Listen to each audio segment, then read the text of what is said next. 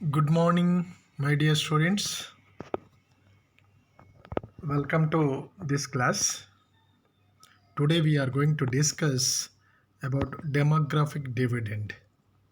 My name is Dr. V. Mutyam Reddy, Assistant Professor of Economics, Girraj Government College, Autonomous, Nizamabad. As you all know, Dhanam Moolam Idam Jagat. Whereas I want to say Janam Moolam Idam Development. Dhanam Moolam Idam Jagat. Janam Moolam, that means population is base for development. So the determinants of economic development are so many things. Among that, demography. Population is the most important factor in determining the economic development of any country. So today we are going to discuss the population related concept, that is demographic dividend. As we all know that the study of the population is called demography.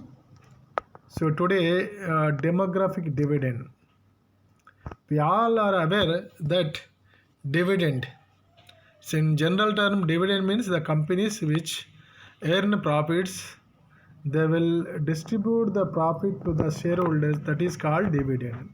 Here it is different. Here the concept of dividend, that is demographic dividend, is different from that companies paying dividend. So today we will discuss demographic dividend. What is demographic dividend? What is the definition of it? So in what which countries are in forward in demographic dividend, which are backward in this demographic dividend concept, and demographic dividend in India, then the benefits of demographic dividend, the problems of demographic dividend, and the what actions to be taken to gain the profits from demographic dividend. So in detail we will discuss. Okay, friends. So now I am going into Telugu mode, because our students are most of them from background of Telugu medium. So I am going to I'm using PPT in English, but I am explaining in Telugu to make the Telugu student understand in a well manner. So ఈరోజు మనము demographic dividend అనే భావనను గురించి తెలుసుకుందాం. Demographic dividend అనేది జనాభా శాస్త్రానికి సంబంధించినటువంటి ఒక అతి ముఖ్యమైనటువంటి కాన్సెప్ట్, అతి ముఖ్యమైన భావన. ఈ భావన గురించి మనకు UNFPA, United national population fund, అంటే ఇక్కడ యుఎన్ఎఫ్పిఏ అనేది ఉంటుంది, United nations fund for population activities, దాన్ని యుఎన్ఎఫ్పిఏ అంటాం. సో అది ఇచ్చిన నిర్వచనాన్ని మనం తెలుసుకునే ప్రయత్నం చేద్దాం. Demographic dividend definition. Demographic dividend as defined by the United Nations Population Fund means the economic growth potential that can result from shift in a population's age structure, mainly when the share of the working age population is larger than the non-working age share of the population. అంటే దీనిలో ఇక్కడ జనాభా dividend అంటే ఏంటంటే, so ఒక దేశంలో ఉన్నటువంటి జనాభా లోపల ఉత్పాదక జనాభా అనుత్పాదక జనాభా కంటే ఎక్కువగా ఉండి అది ఆర్థికాభివృద్ధికి దోహదం చేసేదిగా ఉంటే దాన్ని జనాభా డివిడెండ్ అంటాము. అంటే ఇక్కడ ఈ జనాభా నిర్మితి అంటాం. జనాభా నిర్మితిలో భాగంగా ఉత్పాదక జనాభా అంటే మనం తెలుసుకున్నాం ఇంతకుముందే జనాభా లక్షణాలను గురించి చెప్పుకున్నప్పుడు. ఉత్పాదక జనాభా అంటే మనము 0 to 14 years, దెన్ 60 అబోవ్, ఈ మధ్యలో 65 అబోవ్ అని కూడా కొన్ని పుస్తకాలుగా లేటెస్ట్గా రావడం జరుగుతుంది. సో 15 సంవత్సరాల లోపు 60 సంవత్సరాల పైబడిన జనాభాను అనుత్పాదక జనాభా లేదా ఆధారపడిన జనాభా అంటాం. సో ఇక్కడ ఆధారపడిన జనాభా కంటే పనిచేసే జనాభా అంటే 15 సంవత్సరాల నుండి 60-65 సంవత్సరాల వరకు ఉన్న జనాభా ఏదైతే ఉందో దాన్ని ప్రొడక్టివ్ పాపులేషన్ అంటాము.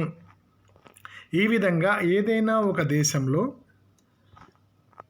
ఆధారపడిన జనాభా కంటే పనిచేసే జనాభా ఎక్కువగా ఉండి అది ఆర్థికాభివృద్ధికి దోహదం చేసే దానిని జనాభా డివిడెండ్ అంటాము.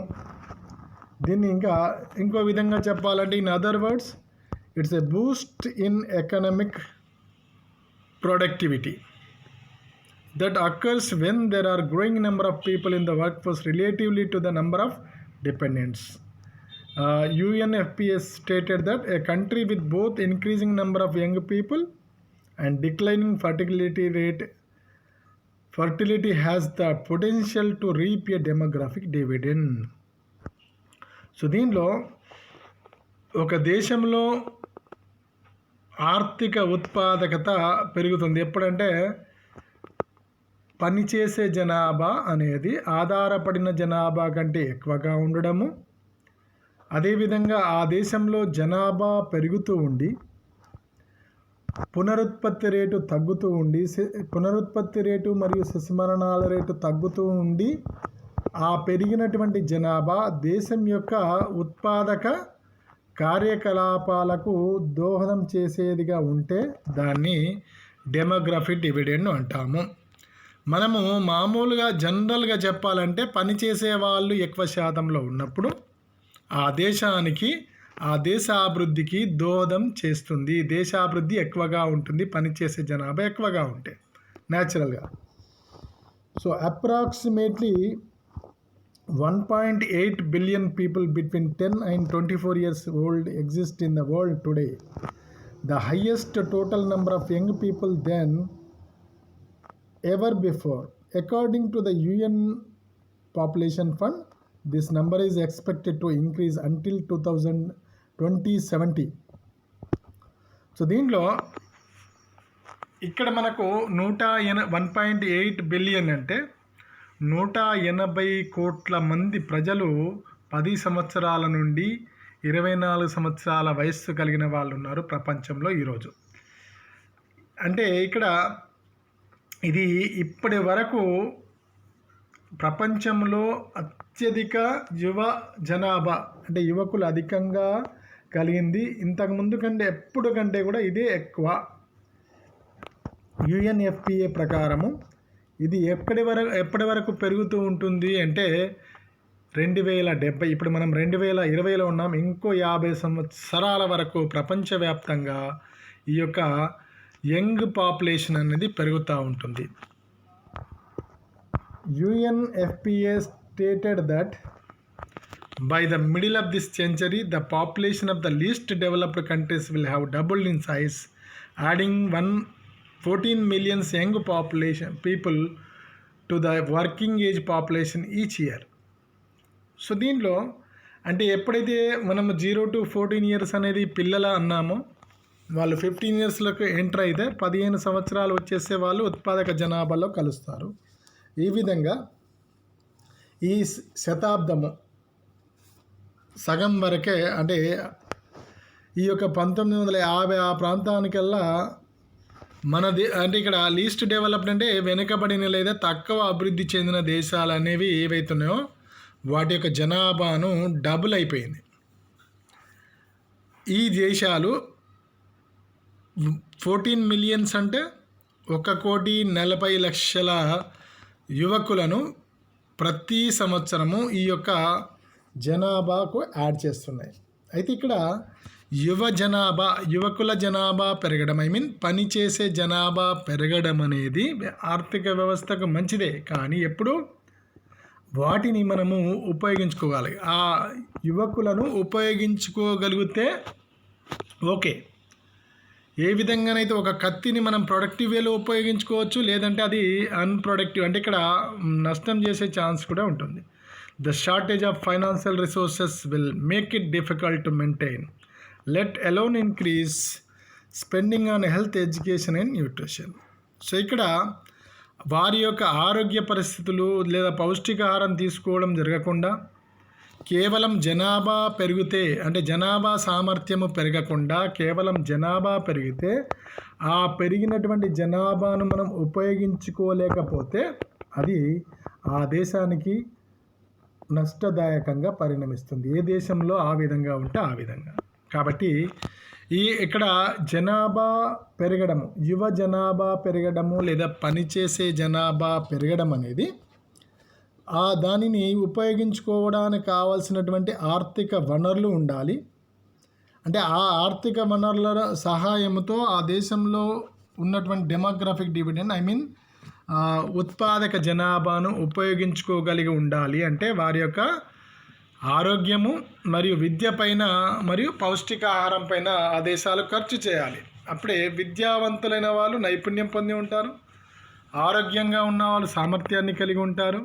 కాబట్టి ఆ వనరులను మనం అటువంటి వనరులను ఉపయోగించుకున్నట్టయితే ఆర్థిక అభివృద్ధి రేటు ఎక్కువగా ఉంటుంది. 4 mechanisms for growth in the demographic dividend. So మనకు ఒక 4 విధాలుగా ఈ డెమోగ్రాఫిక్ డివిడెండ్ అనేది. సో డెమోగ్రాఫిక్ డివిడెండ్ అంటే ఉత్పాదక జనాభా అధికంగా ఉండడం అనేది గుర్తుపెట్టుకోండి. ఒక దేశంలో ఆధారపడిన జనాభా అంటే ఉత్పాదక జనాభా అధికంగా ఉండడాన్నే డెమోగ్రాఫిక్ డివిడెండ్ అంటాము అనే విషయాన్ని మనం మర్చిపోవద్దు. ఎందుకంటే మనం మాట్లాడే టాపిక్ అంతా కూడా డెమోగ్రాఫిక్ డివిడెండ్ మీదనే ఉంది కాబట్టి. సో ఇక్కడ 4 mechanisms for growth in the demographic dividend అంటే ఇవి 4 అంశాలు ఈ డెమోగ్రాఫిక్ డివిడెండ్ వల్ల మనకు అదనంగా కలిసి వచ్చే అంశాలు, లాభం కలిగించే అంశాలు. So the first is the increased labour supply. However, the magnitude of the benefit appears to be dependent on the ability of the economy to absorb and productively employ the extra workers rather than be a pure demographic gift. So ఇక్కడ ఒక దేశంలో ఏమవుతుంది, demographic dividend వలన శ్రామికుల యొక్క supply పెరుగుతుంది. అంటే దీని నుంచి ఈ పెరిగినటువంటి శ్రామిక సప్లైని ఉపయోగించుకొని లాభపడాలి అంటే ఆ ఆర్థిక వ్యవస్థ ఆ అదనంగా పెరిగిన శ్రామికులను ఉపయోగించుకోగలిగిన స్థితిలో ఉండాలి. ఇక్కడ అలా లేకపోతే ఏమవుతుందంటే అది నిష్ప్రయోజనం అవుతుంది. డెమోగ్రాఫిక్ గిఫ్ట్ అంటే ఏంటంటే ఆ దేశంలో ఆధారపడిన జనాభా కంటే ఉత్పాదక జనాభా ఎక్కువగా ఉండడాన్ని చెప్పేదే డెమోగ్రాఫిక్ గిఫ్ట్.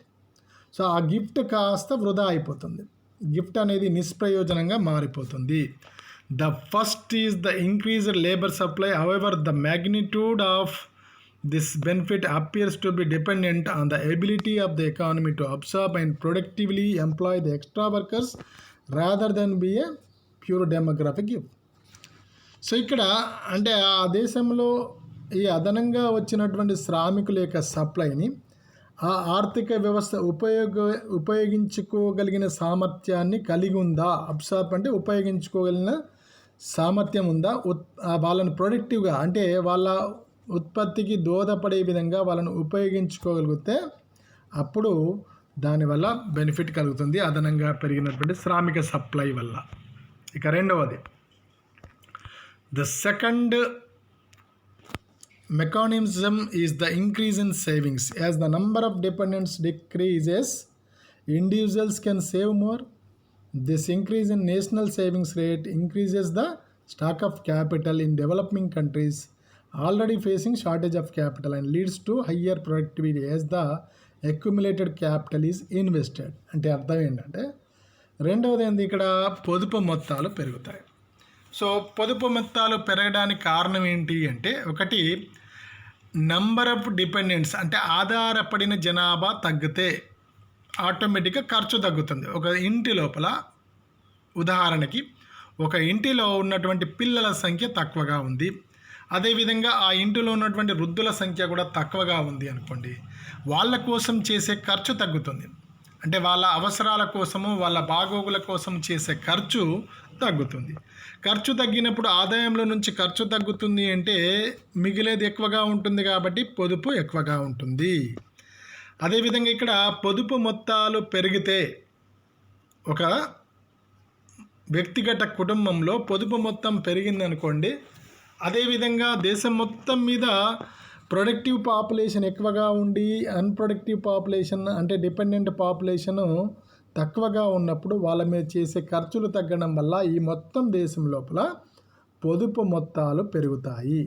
ఈ పొదుపు మొత్తాలు పెరిగితే ఈరోజు పొదుపు రేపటి పెట్టుబడిగా మారుతుంది. క్యాపిటల్ ఫార్మేషన్, సేవింగ్స్ అనేది పెట్టుబడిగా మారుతుంది. కాబట్టి ఈ డెవలపింగ్ కంట్రీస్ ఏవైతే ఉన్నాయో ఇక్కడ ఆల్రెడీ మూలధనం కొరతతో ఇబ్బంది పడుతూ ఉంటాయి. కాబట్టి ఈ డెమోగ్రాఫిక్ డివిడెండ్ వల్ల పొదుపు మొత్తాలు పెరిగి పెట్టుబడి పెరగడానికి దారితీసి దాని ద్వారా ఏమవుతుంది, ఎక్కువ మొత్తంలో పెట్టుబడి పెట్టడం అనేది జరుగుతుంది. ఎందుకంటే ఆ దేశాలు వెనుకబడి ఉంటాయి కాబట్టి ఆర్థిక అభివృద్ధి సాధించాలంటే నూతనంగా పెట్టుబడులు పెట్టడం జరగాలి. అలా అంటే ఇక్కడ ఈ పెరిగిన పొదుపు దానితో సమకూరిన పెట్టుబడి, ఆ పెట్టుబడిని అధికంగా పెట్టడం వల్ల ఈ దేశాల లోపల అభివృద్ధి అనేది సాధ్యమవుతుంది. ఇది రెండో పాయింట్. మూడవది, the third mechanism is human capital decreases in fertility rates result in healthier women and fewer economic pressure at home. This also allows parents to invest more resources per child, leading to better health and education outcomes. So దీనిలో ఇక్కడ ఒక కుటుంబం లోపల fertility rate తగ్గడము. Fertility rate అంటే పునరుత్పత్తి rate. ఒక స్త్రీ తన జీవిత కాలములో ఎంతమంది పిల్లలను కనగలదో, ఎంతమంది పిల్లలకు జన్మనివ్వగలదో చెప్పేదానని ఫర్టిలిటీ రేట్ అంటాం. వాళ్ళు యుక్త వయస్సుకు వచ్చిన తర్వాత పిల్లలను కనే శరీర నిర్మాణం వారిలో సమకూరుతుంది. అక్కడి నుండి వాళ్ళకి నియర్లీ మోనోపాజ్ దశ వరకు వాళ్ళు పిల్లలను కనే అవకాశం ఉంటుంది. సో ఒక స్త్రీ తన జీవిత కాలంలో అంటే యుక్త వయస్సు నుండి మళ్ళీ 44-45 ఇయర్స్ వరకు ఈ పిల్లలకనే రేట్ ఏదైతే దాన్ని పునరుత్పత్తి రేటు అంటాము. సో ఇక్కడ పునరుత్పత్తి రేటు తగ్గడం వలన ఇక్కడ స్త్రీల యొక్క ఆరోగ్యం మెరుగ్గా ఉంటుంది. ఎందుకంటే ఎక్కువ మంది పిల్లలకు జన్మనిచ్చినప్పుడు వాళ్ళ ఆరోగ్యంగా, శారీరకంగా, మానసికంగా బలహీనమయ్యే అవకాశం ఉంటుంది. కానీ ఇక్కడ ఫెర్టిలిటీ రేట్ తక్కువ ఉండడం అంటే పునరుత్పత్తి రేటు తక్కువగా ఉండడం అంటే తక్కువ మంది పిల్లలను కనడం వలన స్త్రీలు ఆరోగ్యంగా ఉంటారు. మళ్ళీ ఆర్థికంగా చూసినప్పుడు కుటుంబం మీద ఆర్థికంగా పడే భారము తక్కువగా ఉంటుంది. ఎందుకంటే పిల్లల సంఖ్య తక్కువగా ఉంటుంది కాబట్టి ఆర్థికంగా భారం తక్కువగా ఉంటుంది. ఇక్కడ ఆర్థికంగా భారం తక్కువగా ఉంది కాబట్టి మిగిలిన డబ్బులను పిల్లల యొక్క మంచి విద్య కోసము, మంచి ఆరోగ్యం కోసము ఖర్చు చేయడం జరుగుతుంది. కాబట్టి భవిష్యత్తులో వాళ్ళు ఒక సామర్థ్యం కలిగిన, నైపుణ్యం కలిగిన వారిగా తయారు కావడానికి అవకాశం ఉంటుంది. ఇక the fourth mechanism for growth is the increasing domestic demand brought about by the increasing GDP per capita and the decreasing dependency ratio. అంటే దీనిలో ఇక్కడ ఏమవుతుంది, ఈ ఉత్పాదక జనాభా పెరుగుతుంది కాబట్టి వాళ్ళు వివిధ కార్యకలాపాల్లో, వివిధ ఆర్థిక కార్యకలాపాల్లో, వివిధ ఉపాధి పనుల్లో నిమగ్నం అవుతారు. కాబట్టి వాళ్ళ ఆదాయాలు పెరగడం వల్ల డొమెస్టిక్ డిమాండ్ అంటే దేశీయంగా వస్తువులకు డిమాండ్ పెరుగుతుంది. ఎందుకు, వాళ్ళ ఆదాయాలను పొందుతున్నారు కాబట్టి వాళ్ళకి కావాల్సిన వాటిని సమకూర్చుకోవడానికి ప్రయత్నం చేస్తారు. కాబట్టి దాంతో డొమెస్టిక్ దేశీయ డిమాండ్ పెరుగుతుంది. ఇది డిమాండ్ పెరిగిందంటే ఉత్పత్తిని పెంచాలి. కాబట్టి ఉత్పత్తి పెరిగిందంటే జీడిపి అంటే గ్రాస్ డొమెస్టిక్ ప్రోడక్ట్, తలసరి స్థూల దేశీయోత్పత్తి అనేది పెరుగుతుంది. అంటే ఇక్కడ ఈ డిపెండెన్సీ రేషియో తగ్గడం వల్ల. సో ఇవి 4 మెకానిజం లేదా 4 ప్రయోజనాలు లేదా 4 లాభాల కింద తీసుకోవచ్చు. ఇంకా భారతదేశం లోపల మనం భారతదేశానికి సంబంధించి ఈ డెమోగ్రాఫిక్ డివిడెండ్ అనే భావనను అన్వయించుకొని చెప్పుకునే ప్రయత్నం చేద్దాం. Demographic dividend in India. These అంటే ఇక్కడ these population parameters indicate an availability of demographic dividend in India which started in 2005 and 6 and will last till 2055 and 56. So మన దేశంలో డెమోగ్రాఫిక్ డివిడెండ్ అనేది 2005-6లో ప్రారంభమైంది.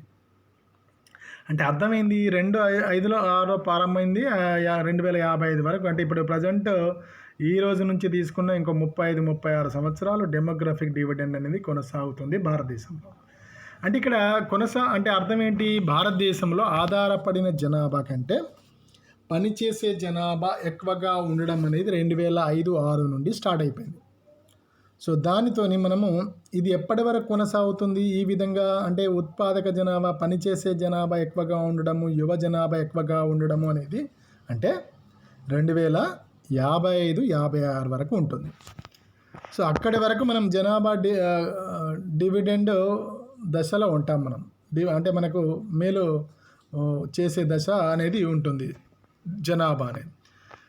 According to economic survey 2018-19, so దీంట్లో India's demographic dividend will peak around 2041 when the share of working age that is 20 years to 59 years population is expected to hit 59%. So ఆర్థిక survey 2018-19 ప్రకారము భారతదేశం యొక్క జనాభా dividend అనేది 2041లో అత్యున్నత స్థాయికి చేరుకుంటుంది. అంటే ఎక్కువ పర్సంటేజ్ పాపులేషన్ అప్పుడు జనాభా డివిడెండ్ ఇచ్చే దశలో ఉంటుంది జనాభా. అంటే 20 నుంచి 59 సంవత్సరాల వయసున్న వాళ్ళ పాపులేషన్ ఎంత ఉంటుంది అప్పటికంటే అంటే 59% వరకు ఉండే అవకాశం ఉంటుందని ఒక అంచనా. ఇక్కడ మనం భారతదేశానికి సంబంధించినటువంటి ఈ యొక్క నిర్మితి అంటే వయస్సుల వారీగా జనాభా నిర్మితిని మనం పరిశీలిద్దాం. Age composition of population up to 2001. So అంటే ఇక్కడ మనము 0 to 14 అండ్ 60 above. సో ఈ లేటెస్ట్గా ఇది 65గా తీసుకోవడం జరుగుతుంది. ఇప్పుడు ఆ 2001 వరకు ఉన్న డేటా ప్రకారం 60 అబోవ్గా చూసుకుందాం. 0 to 14 years అండ్ 60 above ఈ రెండు కేటగిరీస్ ఆధారపడిన జనాభా లేదా అనుత్పాదక జనాభా లేదా పనిచేయని జనాభా. 15 నుండి 60 సంవత్సరాల వయస్సు కలిగిన జనాభాను ఇక్కడ ఉత్పాదక జనాభా, పనిచేసే జనాభా, యువ జనాభా మనం ఏ పదాలతో పెంచిన వీళ్ళు పనిచేసేవాళ్ళు. సో ఆర్థిక వ్యవస్థలో వీరి యొక్క పాత్ర మూలంగానే ఆర్థిక వ్యవస్థ ముందుకు వెళ్తూ ఉంటుంది.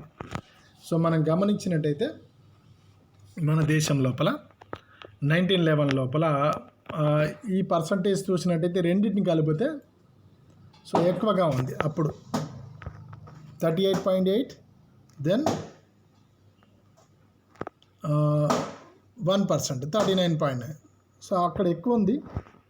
సో మనము అంటే ఈ పనిచేసే జనాభా అనేది భారతదేశంలో ఎప్పుడైనా మనకి ఎక్కువగా ఉన్నట్టు దీన్ని బట్టి అర్థమైపోతుంది. సో మనం డెమోగ్రాఫిక్ డివిడెండ్ దశలోనే ఉన్నాం మనము.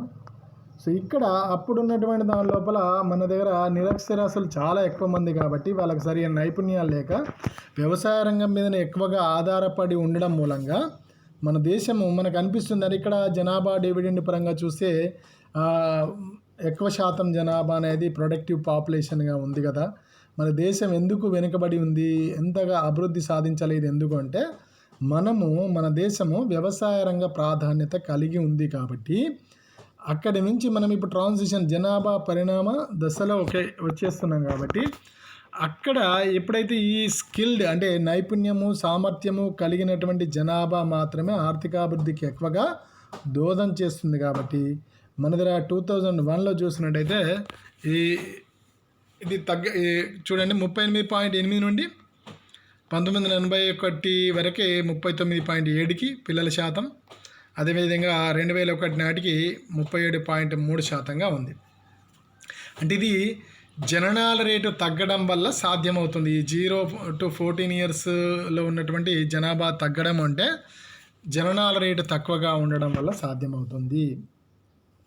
సో ఇక్కడ ఇది చూసినట్టయితే మనకేమవుతుంది 55-45 సుమారుగా 55.4 45.6 సో ఇంత శాతం జనాభా ఈ రేషియోలో ఉంది.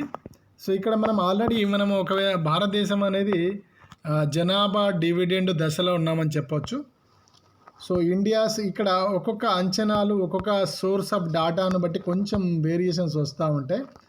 ఇండియాస్ డెమోగ్రాఫిక్ డివిడెండ్ 2015 నాటికి, సో ఇక్కడ మనకు బ్లూ కలర్లో 0 to 14 years, రెడ్ కలర్ వచ్చేసి 15 to 15 ఇయర్స్ పాపులేషన్ పర్సంటేజ్ చూపించేస్తుంది. ఈ లైట్ ఎల్లో లేదా లైట్ ఆరెంజ్ 60 years అబవ్ ఉన్నటువంటి పాపులేషన్ పర్సంటేజ్ను సూచిస్తుంది 2015 నాటిది. ఇక్కడ మనం చూసినట్టయితే సుమారుగా 64% జనాభా ప్రొడక్టివ్ పాపులేషన్గా ఉంది. అదేవిధంగా ఇక్కడ 35.6% జనాభా అనేది డిపెండెంట్ పాపులేషన్ ఆర్ అన్ప్రొడక్టివ్ పాపులేషన్గా ఉంది. India has one of the youngest populations in an aging world. By 2020, the median age in India will be just 28 years, compared to 37 years in China and the US, 45 in Western Europe and 49 in Japan. అంటే ఇక్కడ మనం 2020 వరకు మనం పరిశీలించినప్పుడు median అంటే సగటు వయస్సు, భారతదేశంలోని ప్రజల యొక్క సగటు వయస్సు మనకు తెలుసు. సగటు అంటే రాష్ట్రం అందరి చిన్నపిల్లాడి నుంచి ముసలి వారి వరకు ఉన్న వయస్సును కలుపుతాం, డివైడ్ బై పాపులేషన్తో భాగిస్తే మనకు సగటు వయస్సు వస్తుంది. సో ఇక్కడ సగటు వయసు భారతదేశంలో జస్ట్ 28 సంవత్సరాలుగానే ఉంది అంతే. అదే చైనా లోపల అమెరికా లోపల తీసుకుంటే ఎంత ఉంది? 37 సంవత్సరాలు. అదేవిధంగా వెస్ట్రన్ యూరోప్ అంటే ఈస్టర్న్ యూరోప్ అంటే మనకు సోవియట్ రష్యా కిందకి వస్తుంది. వెస్ట్రన్ యూరోప్ అనేది యూరోప్లో చూసినట్టయితే ఇందులో 45గా ఉంది సగటు వయస్సు. జపాన్ లోపల 49 ఉంది. అంటే ఇక్కడ ఇంకో విధంగా చెప్పాలంటే దీన్ని జపాన్ లోపల సగటు ఆయు ప్రమాణము చాలా ఎక్కువగా ఉంది కాబట్టి అక్కడ సగటు ఆయుర్దాయం ఎక్కువగా, సగటు వయసు ఎక్కువగా కనబడుతుంది. Next Europe, next US and China. మన దేశంలో సగటు వయసు తక్కువగా ఉంది అంటే అర్థం ఏంటి? దానిలో ఈ 15 నుండి 60 సంవత్సరాల మధ్యన ఉన్నటువంటి వయస్సులో ఉన్న జనాభా చాలా ఎక్కువగా ఉన్నారు. అంటే యంగ్ పాపులేషన్, ముఖ్యంగా యువ జనాభా శాతము చాలా ఎక్కువగా ఉంది అనేది ఇది తెలుపుతుంది. This transition happens largely because of a decrease in total fertility rate which is the number of births per women after the increase in life expectancy gets stabilised. అంటే ఇక్కడ ఇది ఎలా సాధ్యం అవుతుందంటే decrease in the total fertility rate అంటే సగటున ఒక స్త్రీ కనే పిల్లల సంఖ్య, అంటే మొత్తం యావరేజ్ తీస్తాం. మేబీ ఒక స్త్రీ 6గురికి జన్మించి ఉండొచ్చు, ఒక స్త్రీ ఒకరికే జన్మనిచ్చి ఉండొచ్చు. సగటు టిఎఫ్ఆర్ అంటే ఒక స్త్రీ సగటున ఎంతమంది పిల్లలకు జన్మనిస్తుందో తెలిపేది టోటల్ ఫర్టిలిటీ రేట్, సగటు తీసుకుంటాం మనం. ఇక్కడ లైఫ్ ఎక్స్పెక్టెన్సీ పెరగడం అంటే ఇక్కడ ఆశించే జీవన ప్రమాణము లేదా ఆయు ప్రమాణము స్థిరీకరించబడినప్పుడు ఇది సాధ్యమవుతుంది.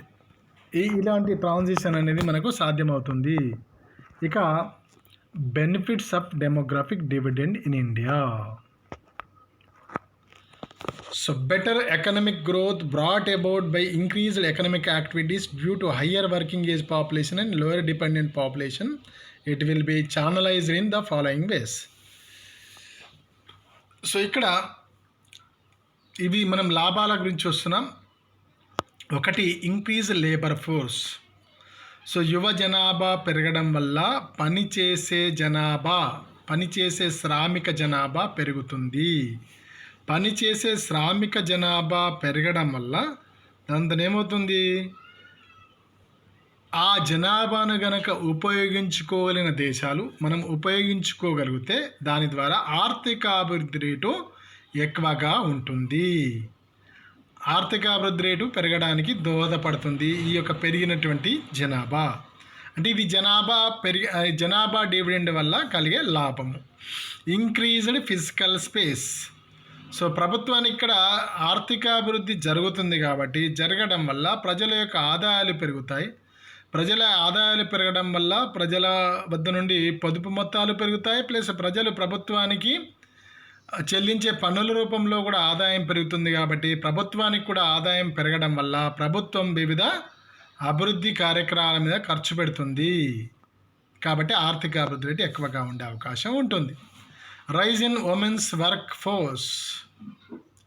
సో స్త్రీల యొక్క శ్రామిక జనాభాలో పెరుగుదల ఏర్పడుతుంది. ఏంటంటే పిల్లలు ఎప్పుడైతే స్త్రీలు తమ జీవితకాలం మొత్తం ఎప్పుడైతే పిల్లలను కంటూనే ఉంటారో వాళ్ళు వర్క్ ఫోర్స్గా ఉండలేరు, అంటే పని చేయలేరు.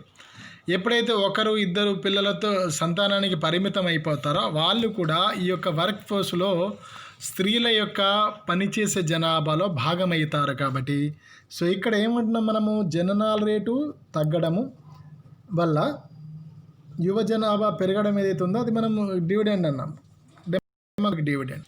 సో ఇక్కడ ఒకరిద్దరు పిల్లలకే పరిమితం కావడం వల్ల స్త్రీలు కూడా వివిధ ఆర్థిక కార్యకలాపాల్లో పాలు పంచుకుంటారు. కాబట్టి దానితో ఆర్థిక అభివృద్ధి రేటు ఎక్కువగా ఉండడానికి దోహదం చేస్తుంది. అదేవిధంగా ఇంక్రీజ్ ఇన్ సేవింగ్స్ రేట్. ఇక ఇదివరకే చెప్పుకున్నాం మనం, ఈ పొదుపు మొత్తాలలో పెరుగుదల, పొదుపు శాతము, పొదుపు రేట్ అనేది పెరుగుతుంది. ప్రజల ఆదాయాలు పెరగడము ఒకటి, నెంబర్ 1. వాళ్ళు ఈ డిపెండెంట్ పాపులేషన్ తగ్గుతుంది కాబట్టి వాళ్ళ మీద చేసే ఖర్చు తగ్గడము, ఆదాయం పెరగడము 2 సైమల్టేనియస్గా చోటు చేసుకుంటున్నాయి. కాబట్టి ఒకేసారి వాళ్ళ ఆదాయాలు పెరుగుతున్నాయి, అదే సమయంలో ఖర్చు తగ్గుతుంది. అంటే వాళ్ళు పొదుపు చేసే కెపాసిటీ పెరుగుతుంది, పొదుపు మొత్తాలు పెరుగుతాయి. Rise of aspirational class.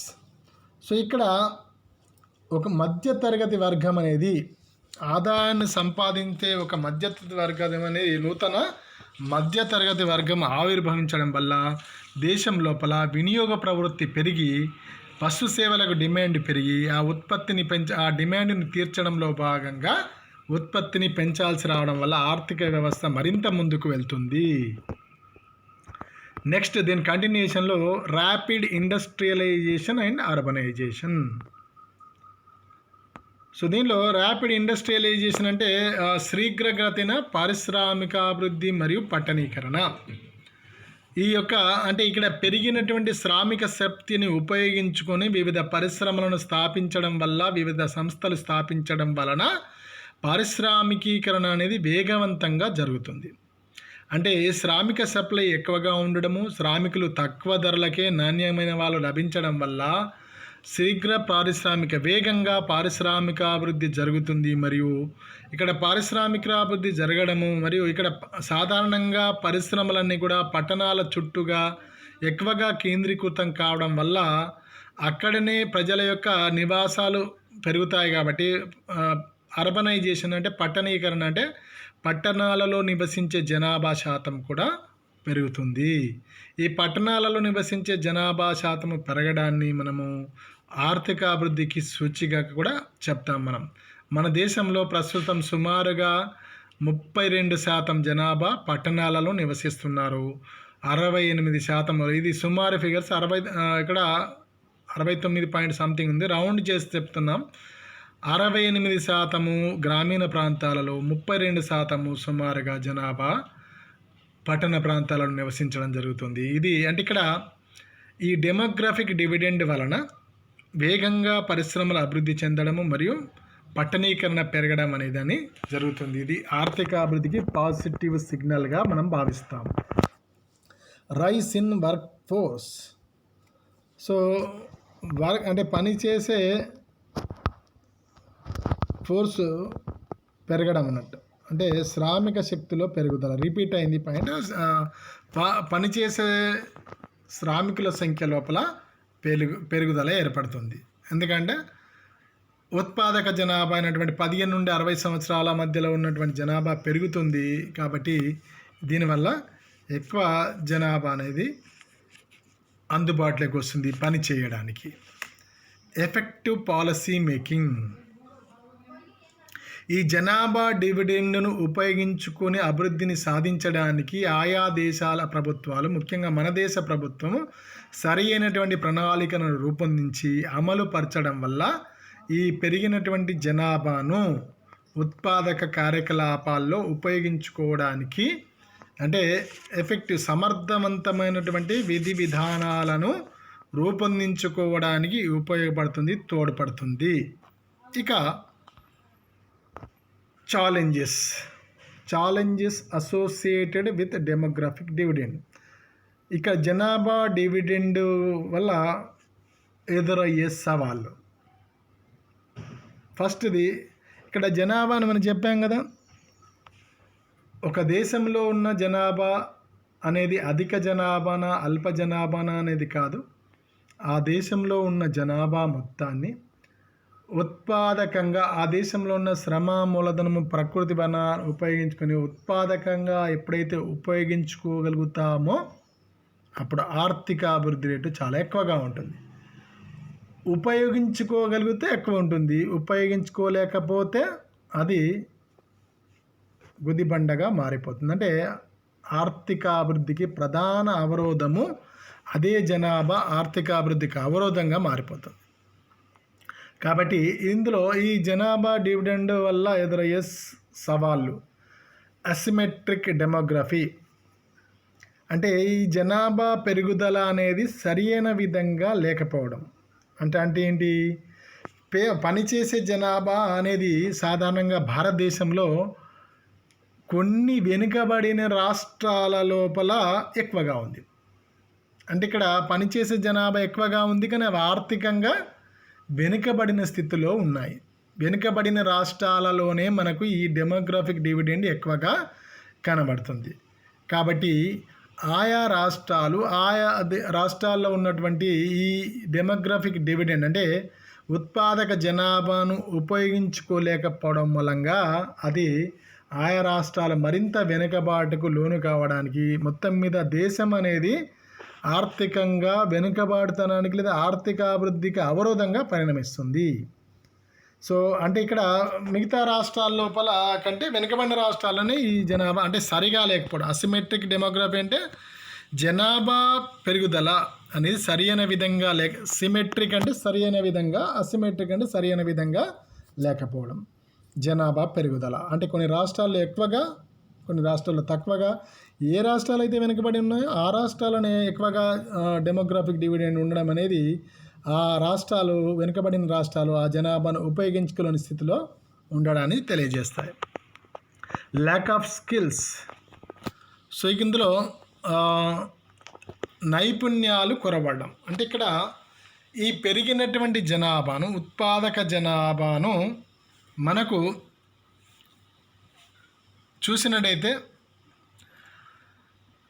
ఎక్కువ జనాభాను మన దేశం లోపల ఈ పెరిగిన జనాభాను ఉపయోగించుకోలేకపోవడం వల్ల ఏమవుతుంది, వాళ్ళకి సరైన నైపుణ్యాలు ఉండవు. నైపుణ్యాలు ఉండకపోవడానికి కారణం ఏంటి? అక్షరాస్యత తక్కువగా ఉండడం, అక్షరాస్యత లేకపోవడం. ఎందుకంటే ఇదివరకే చెప్పాం మనం, వెనుకబడిన రాష్ట్రాల్లోని ఈ యొక్క జనాభా ఎక్కువగా ఉంది, ఉత్పాదక జనాభా. కాబట్టి వాళ్ళకి నైపుణ్యాలు లోపించడం వల్ల ఈ నైపుణ్యాలు సరైనటువంటి ఈ రోజుల లోపల చూసినట్టయితే మనము ఈ ఎక్కువ ఉద్యోగాలనేవి నైపుణ్యంతో కూడినవిగా ఉంటున్నాయి. నైపుణ్యంతో కూడిన వారికి మాత్రమే ఉపాధి అవకాశాలు దొరుకుతున్నాయి. కాబట్టి ఈ పెరిగిన జనాభాలో ఎక్కువ శాతం మందికి ఎటువంటి నైపుణ్యాలు లేకపోవడం మూలంగా వాళ్ళు ఉపాధిని పొందే పరిస్థితిలో ఉండరు. కాబట్టి ఇది వీళ్ళు ఆర్థిక అంటే నిరుద్యోగిత శాతం చాలా ఎక్కువగా పెరిగిపోతూ ఉంది. సో ఇక్కడ మనము యుఎన్డి నెక్స్ట్ పాయింట్ వచ్చేసి లో హ్యూమన్ డెవలప్మెంట్ పారామీటర్స్, తక్కువ స్థాయి మానవాభివృద్ధి సూచిక మన దేశం ఉంది. ఎందుకంటే యుఎన్డిపి అంటే యునైటెడ్ నేషన్ డెవలప్మెంట్ ప్రోగ్రాం కింద ఐక్యరాజ్య సమితి అభివృద్ధి పథకంలో భాగంగా మానవాభివృద్ధి సూచిక ర్యాంకింగ్ను విడుదల చేయడం జరుగుతుంది. ఇటీవల కాలంలో మన దేశం యొక్క ర్యాంక్ అనేది ఎంత మెరుగ్గా ఏం లేదు. 189 దేశాల్లో ర్యాంకింగ్ తీసినప్పుడు మన దేశం యొక్క ర్యాంకు 130గా ఉంది. అంటే ఇక్కడ ఈ మానవాభివృద్ధి సూచిక దేని గురించి తెలుపుతుంది? తలసరి స్థూల దేశోత్పత్తి, అవునా, విజ్ఞానము, దెన్ ప్రజల యొక్క జీవన ప్రమాణం, జీవించే కాలం. సో ఈ మూడింటి యొక్క సమాహారమే హెచ్డిఐ. కాబట్టి దీనిలో మనం వెనుకబడి ఉన్నామంటే మన దేశంలో విజ్ఞానం అంటే అక్షరాస్యత అనేది చాలా తక్కువ. ఆ అక్షరాస్యత ఇంకా సంపూర్ణ స్థాయికి చేరుకోలేదు. ఆయు ప్రమాణం తక్కువగా ఉంది, తలసరి ఆదాయం కూడా తక్కువగా ఉంది. కాబట్టి మన దేశంలో ఇక్కడ ఈ పెరిగినటువంటి జనాభా వల్ల దాన్ని ఉపయోగించుకోలేకపోవడం మూలంగా ఈ యొక్క ఉమెన్ డెవలప్మెంట్ ఇండెక్స్ కూడా ర్యాంకింగ్ కూడా పడిపోవడానికి దారితీస్తుంది ఉపయోగించుకోలేనప్పుడు. జాబ్లెస్ గ్రోత్, ఇక్కడ జాబ్లెస్ గ్రోత్ అంటే ఏంటంటే నిరుద్యోగితతో కూడినటువంటి అభివృద్ధి. సో మన దేశంలో NSSO national sample survey organisation యొక్క సర్వే ప్రకారము 2017-18 సంవత్సరానికి సంబంధించి 15 నుంచి 59 సంవత్సరాల వయస్సు మధ్య ఏజ్ గ్రూప్లో కేవలము 53% మందికి మాత్రమే ఉపాధి దొరుకుతుంది, ఉపాధి కల్పించబడుతుంది. మిగతా 47% మంది జాబ్లెస్ అంటే నిరుద్యోగులుగా ఉన్నారు. ఇది అంటే ఇక్కడ మనకేం దేన్ని సూచిస్తుంది, మనము ఈ ఉన్నటువంటి డెమోగ్రాఫిక్ డివిడెండ్ను అనేది సరైన విధంగా ఉపయోగించుకోలేకపోతే అది ఆర్థిక అభివృద్ధికి అవరోధంగా లేదా పరిణమించే అవకాశం ఉంటుంది. సో దీంట్లో next what needs to be done, మరి ఏం చేయాలి? ఈ సవాళ్ళను ఎదుర్కొని మనము ఇంకా ఈ జనాభా డివిడెండ్ వల్ల లబ్ధి పొందాలి, ప్రయోజనం పొందాలి భారతదేశం అంటే ఏం చేయాలి? First, building human capital. Human capital అనేది మానవ మూలధనాన్ని పెంపొందించాలి. ఇక్కడ మానవ మూలధనం అంటే మానవ వనరుల నైపుణ్యాన్ని పెంచడానికి, అంటే మానవ వనరుల యొక్క నైపుణ్యాన్ని పెంచడంలో భాగంగా అవసరమయ్యే విద్య వైద్య సదుపాయాల కల్పన కోసం అవసరమయ్యే పెట్టుబడిని హ్యూమన్ క్యాపిటల్ అంటాం, మానవ మూలధనం అంటాం. సో మానవ మూలధనాన్ని పెంచాలి. మానవ మూలధనం యొక్క పెరుగుదల అనేది మానవ వనరుల యొక్క నైపుణ్యం పెరగడానికి, వాళ్ళ సామర్థ్యం పెరగడానికి దారితీస్తుంది. కాబట్టి ఉపాధి అవకాశాలు పెరుగుతాయి. దాని ద్వారా ఈ యొక్క డెమోగ్రాఫిక్ డివిడెండ్ వల్ల ప్రయోజనం పొందగలుగుతాం. Skill development. సో ఇక్కడ మనము నైపుణ్యాలను పెంచాలి. దీనికోసం గాను నేషనల్ స్కిల్ డెవలప్మెంట్ కార్పొరేషన్ను మనము ఏర్పాటు చేయడం జరిగింది. 2022 నాటికి 50 కోట్ల మందికి నైపుణ్యాల యొక్క కల్పన చేయాలనే ఒక అంచనాతో దీన్ని ఏర్పాటు చేయడం జరిగింది. దాదాపుగా 50 కోట్ల మందికి. దాని ద్వారా ఏమవుతాయి, ప్రజల యొక్క నైపుణ్యం పెరిగి వాళ్ళకు ఉపాధి అవకాశాలు మెరుగవుతాయి. ఎడ్యుకేషన్. సో దీంట్లో విద్య అంటే మనము 2011 జనాభా లెక్కల ప్రకారం కూడా మనము అక్షరాస్యత 74%గానే ఉంది. పురుషుల్లో 82%, స్త్రీలలో 65%గా ఉంది. ఈ అక్షరాస్యతను పెంచాలి.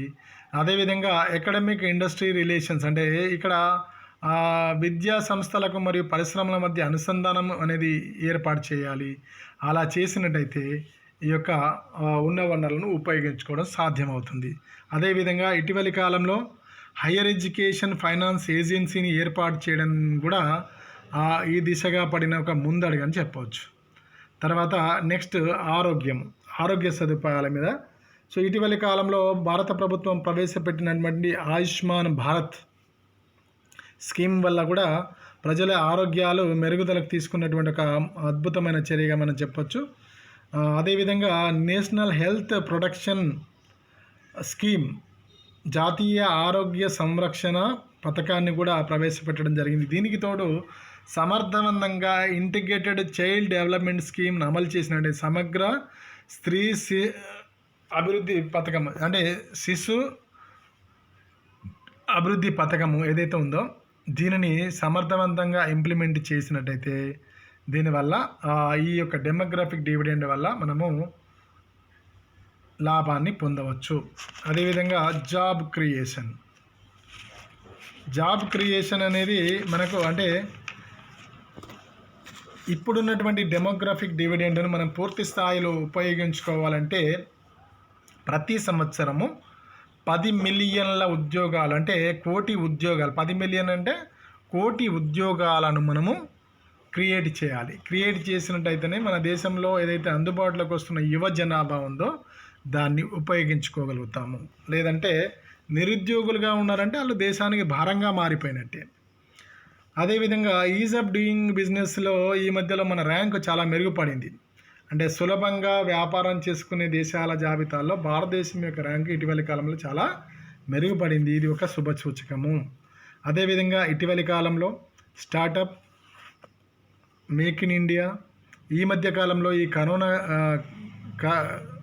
కరాల సమయం లోపల ఆత్మనిర్భర భారత్ అనే నినాదము అనేవి మన దేశంలో ఉన్నటువంటి ఈ ఉత్పాదక జనాభాను ఉపయోగించుకునే దిశలో వేసిన ముందడుగులని చెప్పొచ్చు. దీనికి తోడు సరైన విధానాలను అనుసరించడము, విధానపరమైన నిర్ణయాలు తీసుకోవడము, సరైన పెట్టుబడి ప్రణాళికలను రూపొందించుకోవడము మరియు విద్యా నైపుణ్యానికి సంబంధించిన ప్రణాళికలను రూపొందించుకొని అమలు చేయడం అనేది మన దేశం యొక్క జనాభా డివిడెండ్ వల్ల కలిగే ప్రయోజనాన్ని అందుకుంటుంది. ఎందుకంటే ఇది ఏ దేశానికైనా జీవితకాలం లోపల కొన్ని సంవత్సరాల పాటే లభిస్తుంది. ఆ సమయంలో కనుక ఈ జనాభా డివిడెండ్ ఉపయోగించుకుంటే ఆ దేశం అభివృద్ధి పరంగా ముందుకు పోతుంది. లేదంటే అదే అభివృద్ధికి అవరోధంగా నిలిచి ఆ దేశం అధపతనానికి కూడా కారణమవుతుంది. కాబట్టి దీనిని అధిగమించి మన దేశంలో ఉన్నటువంటి జనాభా డివిడెండ్ని మనం ఉపయోగించుకొని ఆ ఉపయోగించుకోవడంలో భాగం కూడా మనం మన నైపుణ్యాలను పెంచుకొని మంచి ఉపాధి అవకాశాలను పొందడానికి మనవంతుగా మనం ప్రయత్నం చేద్దాం, దేశాభివృద్ధికి తోడ్పడదాం. Okay, right. ఇది ఇంతటితో ఈ మనం జనాభా డివిడెండ్ అనే భావనను ముగించడం జరుగుతుంది.